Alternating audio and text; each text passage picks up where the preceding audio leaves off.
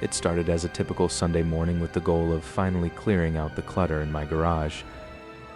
My driveway was quickly lined with folding tables covered in old clothes, books, and forgotten furniture. Neighbors began to trickle in, poking through the items and making polite small talk about the prices. Around 11:30, I noticed a man lingering by a specific table dedicated to old heavy tools. He was wearing a faded gray t-shirt and a blue Dodgers cap that partially obscured his face. There was nothing unusual about his clothes, but the way his eyes darted around made my skin crawl. He picked up a heavy hammer, turning it over slowly in his hands as if weighing it for a purpose. I walked over to introduce myself, assuming he was just a customer looking for help. When he spoke, his voice was flat and monotone, like he was reading from a very poorly written script. He asked if I had any more tools hidden away inside the house or the back of the garage. I pointed him toward a box of odds and ends near the back and then moved on to help other people. By noon, the crowd had thinned to a trickle and I was ready to call it a day. I looked up and realized the man in the Dodgers cap was still there over an hour later. He wasn't looking at the merchandise anymore. His eyes were fixed directly on me. I loudly announced that the sale was over to encourage him and the last few stragglers to leave. Even after the last teenager bought a stack of DVDs and left, the man didn't move an inch. I began frantically packing boxes, keeping one eye on his motionless figure at the edge of the lawn. I walked to the edge of the driveway and told him directly that I needed to close up now. He didn't respond or leave, but simply stood there watching me with an unreadable expression. I hurried back into the garage with a heavy box, my heart hammering against my ribs. When I turned back around, he had moved silently into the middle of my driveway. He mumbled something about the tools again, but this time his tone was demanding and dark. I told him the tools weren't for sale anymore and that he needed to get off my property immediately. My throat went completely dry as he reached down and gripped the handle of the hammer. He just stared at me for a long moment, as if he were making a final, deadly decision. 1 second he was standing still, and the next he was charging toward me at full speed. I stumbled backward into the garage, my feet tripping over the clutter on the concrete floor. He swung the hammer at my head, the metal whistling through the air just inches away. He lunged and grabbed my arm, his fingers digging into my skin with inhuman strength. I twisted my body with everything I had, yanking my arm free from his crushing grip. I tripped over a heavy box of books behind me and fell hard onto the cold concrete. He loomed over me, the silhouette of the hammer raised high against the faint light of the driveway. My hand frantically searched the floor until it closed around a solid, heavy metal wrench. I swung the wrench with all my might, feeling it connect with his shoulder with a sickening thud. He stumbled back, clutching his shoulder and letting out a roar of pure rage and pain. I didn't wait to see if he'd recover. I scrambled to my feet and bolted for the side door. I slammed the house door shut and turned the deadbolt, my breath coming in ragged gasps. I stood there in total silence, listening for the sound of the hammer hitting the wood. After a few agonizing minutes, I heard the crunch of footsteps on the gravel moving away into the night. The police found the hammer on my driveway, but the man in the Dodgers cap had vanished into the darkness. Months have passed, but I still see his shadow in every car that slows down near my home. The police never caught him, and I can't shake the feeling that he's still out there, waiting for the next sale. It was a bright summer morning when I decided to wander down the block to a neighbor's yard sale. I always enjoyed these sales because you never knew what forgotten treasures might be hiding in plain sight. A decent crowd had already gathered, milling about the driveway and picking through the scattered offerings. I spotted an old lawn chair that looked identical to the one my grandmother used to keep on her porch. As I walked over to inspect the chair, I heard the sharp sound of raised voices nearby. The noise was coming from a woman standing near a table overflowing with kitchen gadgets and glassware. She was engaged in a heated disagreement with an older man who appeared to be in his late 60s. They were arguing over a set of china plates that were neatly arranged inside a cardboard box. Neither of them was actually hosting the sale. They were just two neighbors looking for a bargain. I didn't think much of it at first, as some people can get surprisingly aggressive over yard sale finds. The woman was pointing aggressively at the plates while muttering things I couldn't quite hear.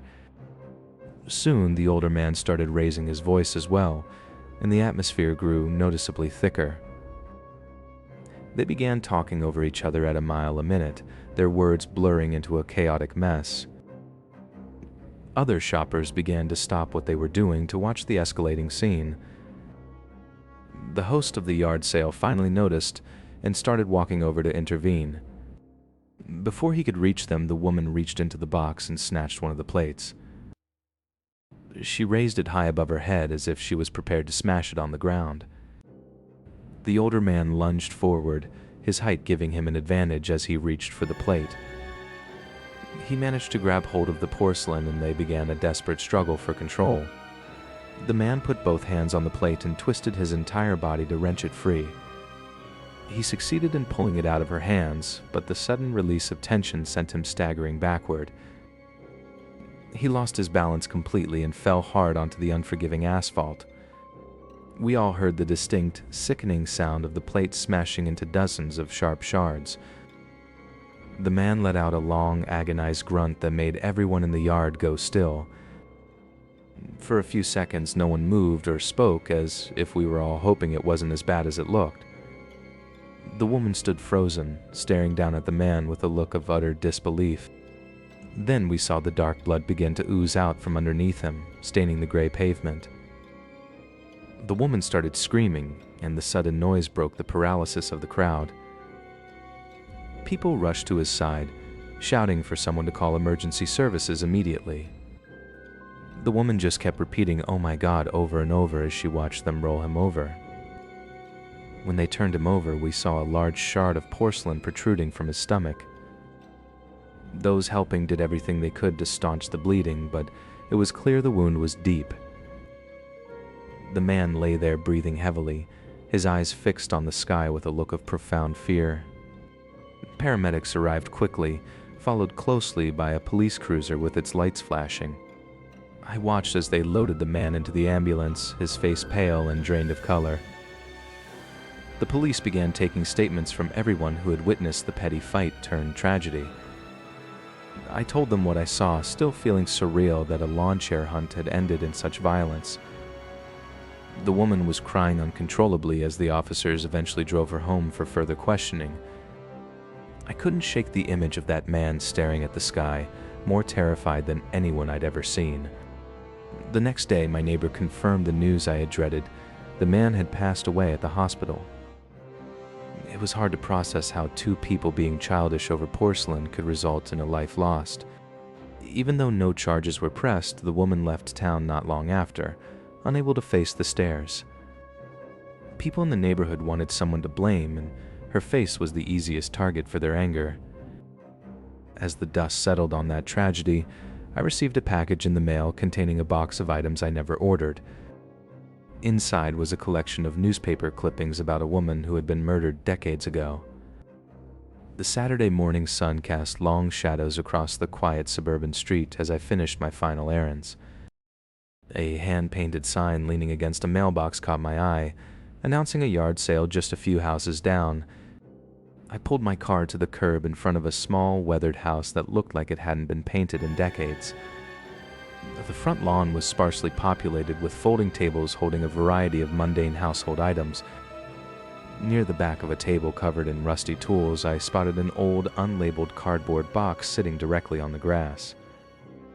The box was covered in a thick layer of gray dust and appeared to have been undisturbed for years. I crouched down to get a better look, feeling the weight of the mystery contained within the cardboard walls. When I lifted it, the box felt strangely solid and much heavier than it looked from a distance. The lid was secured with brittle yellow tape that cracked as I ran my finger along the seam. I looked up at the middle-aged man running the sale and asked him what the price was for the contents. He barely glanced in my direction, stating simply that it was just a box of old junk and I could have it for $5. I slowly peeled back the tape, the sound of the adhesive tearing echoing in the quiet morning air. Inside, I found a chaotic jumble of items that seemed to belong to someone's past life.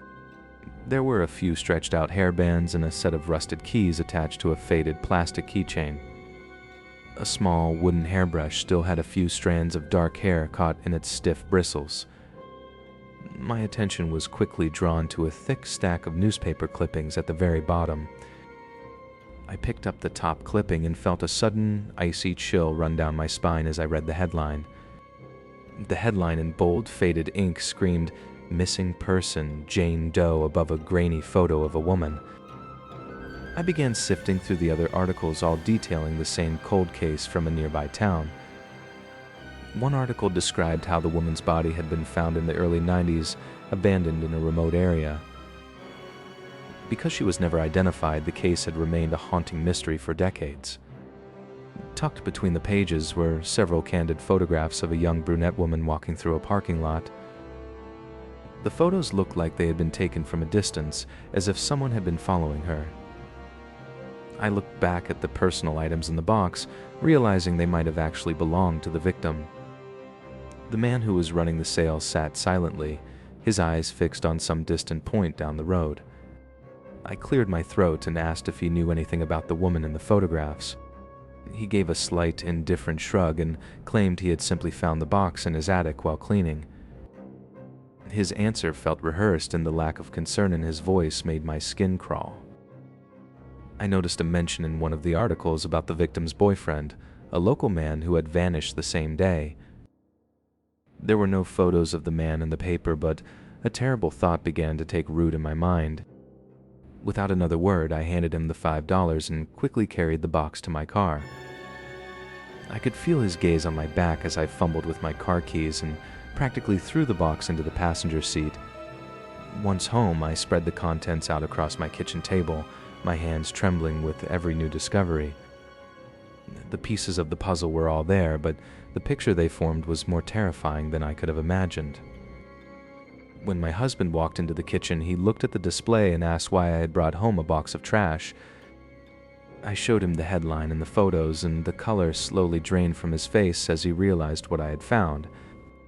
He pointed out that keeping these photos and clippings of a murdered woman was not the behavior of a normal bystander. It felt like a collection of trophies, a deliberate archive of a crime that someone had wanted to keep close.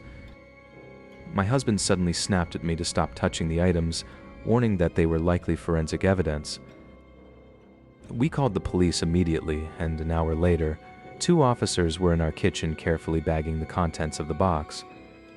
They took our statement and headed back to the weathered house to question the man who had sold me the mystery. Weeks later, an officer called to tell us that the box had been officially entered into the Jane Doe evidence file. I often wonder if the man is still sitting in that lawn chair, waiting for the next person to buy a piece of his secret. Just as the police began to link the items to the seller, they discovered a hidden trapdoor in his basement that led to a secondary, much larger collection. While the discovery of the hidden collection sent shockwaves through the local precinct, another tragedy was already unfolding just 3 towns over. Liz had been planning her Saturday morning yard sale for weeks to clear out her childhood home. She woke up at 5 in the morning, fueled by coffee and the prospect of a fresh start in a new city. By 6, she was already dragging folding tables onto the concrete driveway. She carefully arranged her mother's old porcelain figurines on a lace tablecloth. The neighborhood was still silent, save for the occasional chirp of a morning bird. Liz walked to the end of the block to hammer a neon green sign into the dirt. She felt a sense of pride as she surveyed her neatly organized wares from the sidewalk. At approximately 7:15, a dark sedan turned the corner and slowed to a crawl. Liz assumed it was an early bird shopper looking for the best deals before the official start time. The car didn't park, but instead hovered near the curb with its engine idling loudly. Liz waved a hand, signaling that she was open for business.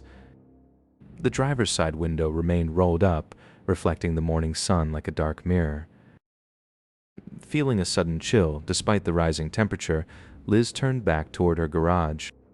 Suddenly, the car door creaked open and a tall figure in a hooded jacket stepped out. The figure didn't look at the merchandise but walked directly toward Liz with a brisk, heavy pace. Liz turned around just as the stranger reached the edge of her property line. The man reached into his waistband and pulled out a heavy black handgun.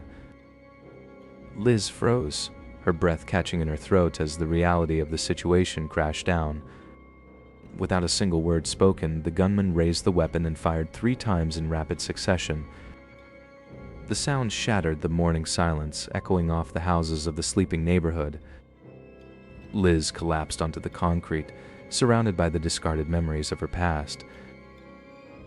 The shooter calmly turned back to his car, showing no sign of panic or remorse. He drove away at a normal speed, disappearing into the morning traffic before anyone could react.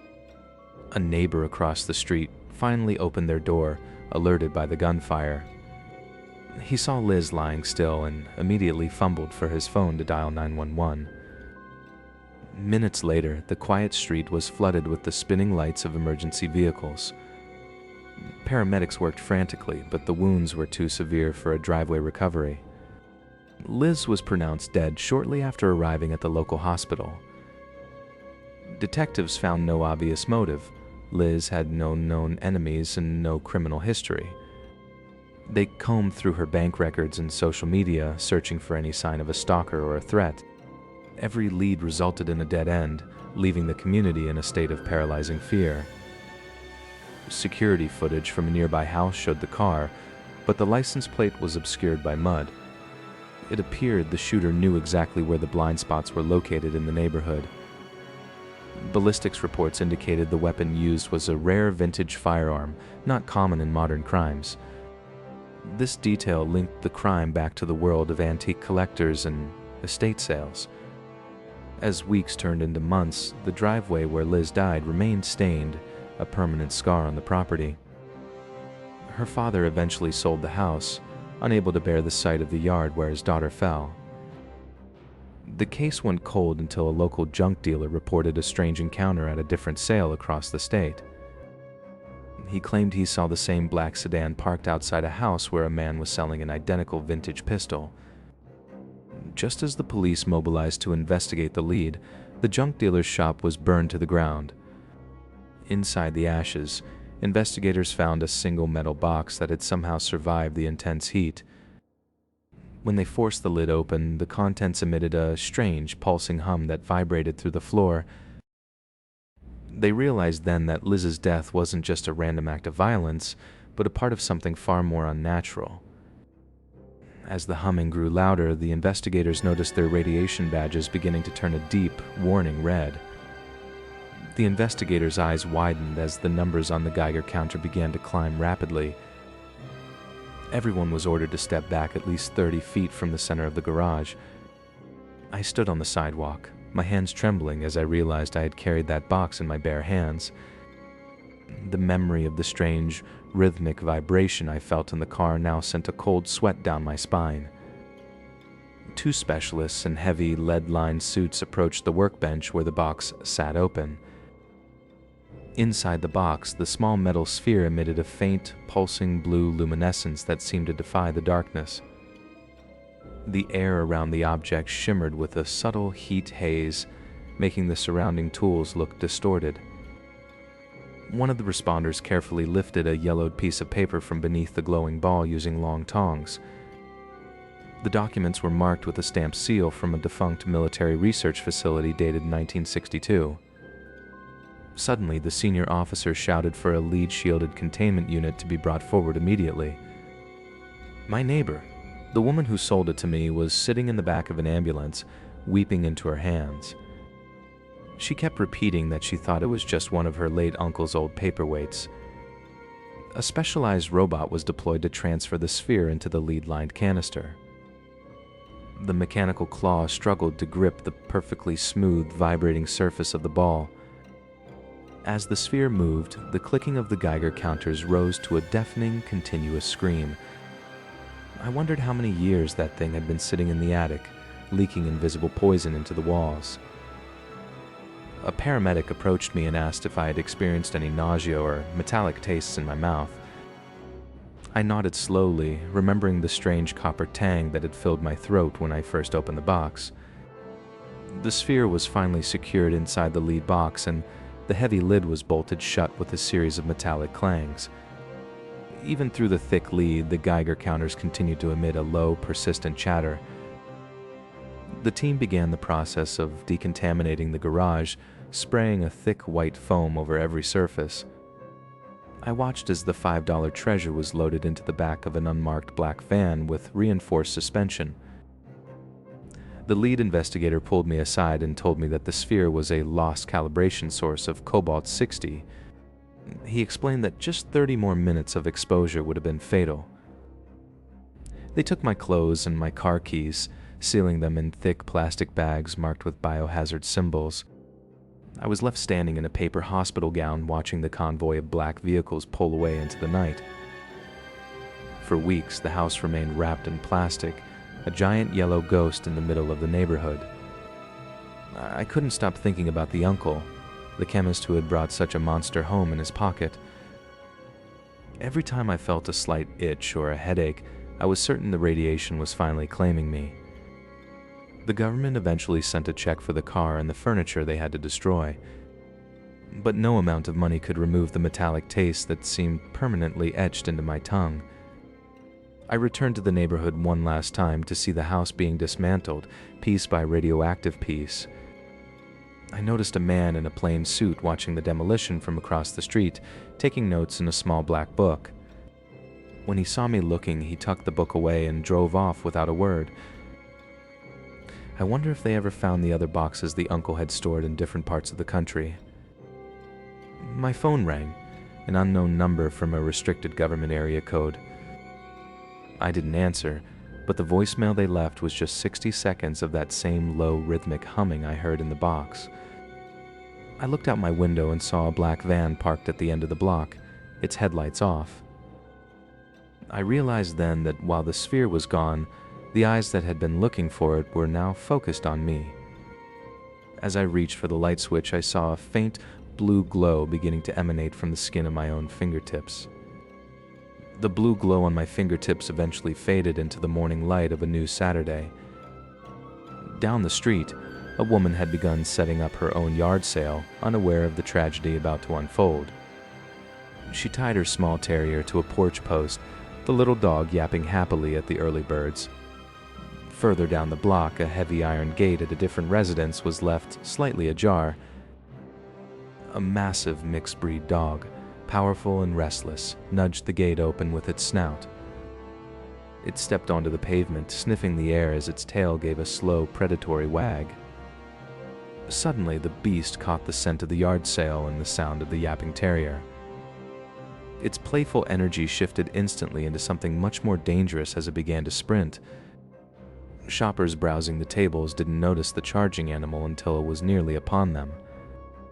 A little boy dropped his toy and screamed as the large dog hurtled over a display table. Glass shattered and books flew everywhere as the beast landed, snarling at the terrified crowd. The yard sale host shouted for the dog to get away, but it ignored her completely.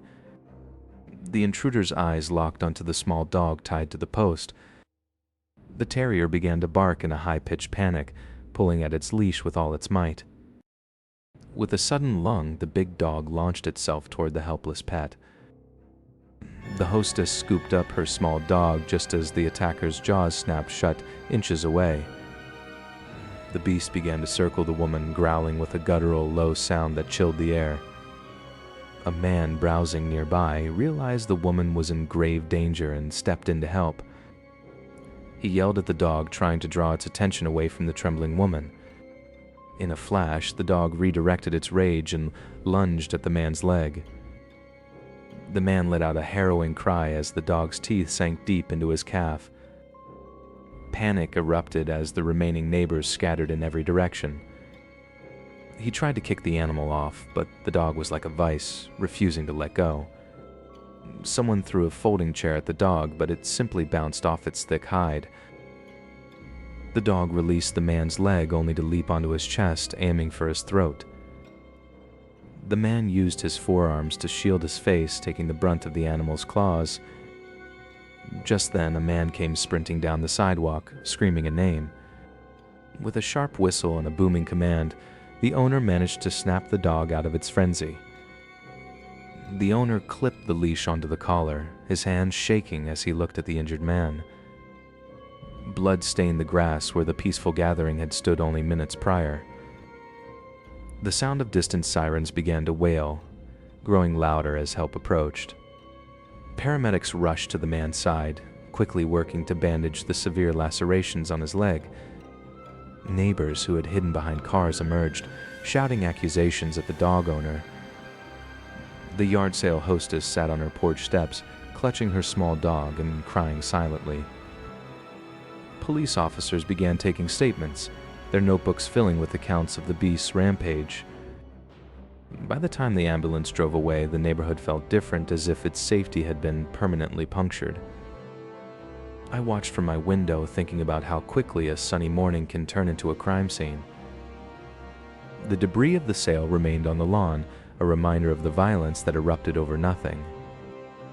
As I turned away from the window, I noticed a group of teenagers standing across the street, watching the police with strange smiles.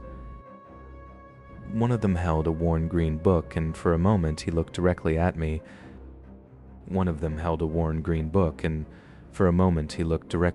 With a cold, hollow stare. I stood frozen on the sidewalk, my own coffee cup trembling in my hand as the morning air grew heavy. The black pickup truck sat idling at the curb, its engine emitting a low, rhythmic rumble that felt like a warning. The elderly man behind the folding table tried to maintain his dignity, though his hands were visibly shaking. The skinny teenager sneered, his lip curling in a cruel display of unprovoked malice. Without warning, the boy's foot lashed out, connecting sharply with a small ceramic garden gnome by the path. The gnome shattered into 100 jagged pieces, the colorful shards scattering across the gray concrete. The old man stood up slowly, his knees popping as he struggled to confront the group of 4 teenagers. He asked them to move along if they weren't going to buy anything, his voice thin and wavering in the chill. The teenagers exchanged dark glances, their laughter echoing unnaturally loud in the quiet neighborhood. One girl in the group reached down and picked up a delicate porcelain figurine with a mock expression of interest. The man explained that the piece had belonged to his late wife and pleaded for them to be careful. In response, the leader took the figurine from her and simply opened his hand, letting it fall to the earth. The man's face fell as he watched the last of his wife's treasures turn to dust beneath the boy's boots. He reached into his pocket for his old flip phone, threatening to call the authorities if they didn't leave immediately. The skinny kid lunged forward with terrifying speed, snatching the device before the man could dial a single digit. He tossed the phone high into the air, watching it arc over the fence and smash into the middle of the street. A heavy shove to the chest sent the elderly man reeling backward until he hit the hard ground with a sickening thud.